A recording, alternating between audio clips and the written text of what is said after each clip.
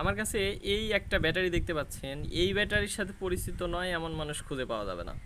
সাধারণত ক্যালকুলেটর বা ছোটোবেলায় মেলাইতে রেজার লাইট এইগুলার মধ্যে এইগুলা থাকতো, বা ছোটোবেলায় আমরা হচ্ছে এই যে বিভিন্ন মাহফিলে বা মেলায় হচ্ছে এই ছোটো একটা বল এরকম বাম্পিং করতাম, ওখানে এই ব্যাটারিগুলো থাকতো, ভিতরে আলো জ্বলতো। যাই হোক, এই ব্যাটারি আসলে কি দিয়ে তৈরি? এটা জিঙ্ক, মানে এখানে যে নেগেটিভ এই প্রান্ত আছে এটা হচ্ছে জিঙ্ক, এখানে যে এটা দেখা যাচ্ছে। আর এই প্রান্ত, এটা পজিটিভ প্রান্ত, তো এই নেগেটিভ এই এই এই পাশটা হচ্ছে পজিটিভ প্রান্ত।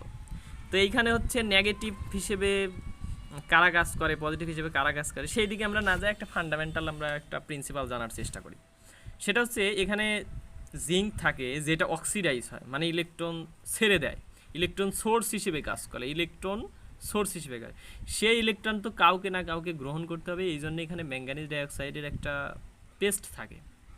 আর এখন ম্যাঙ্গানিজ ডাইঅক্সাইড এটাও একটা পাউডার জাতীয় সলিড, আবার জিঙ্ক তো সলিডই।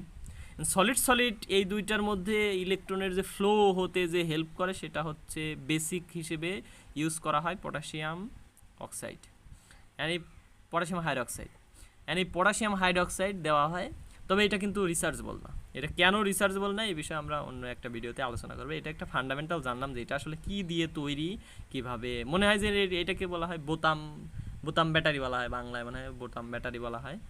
তো এই বোতাম ব্যাটারির মেকানিজমগুলো আমরা একটু জানলাম যে আসলে কী দিয়ে এগুলো তৈরি।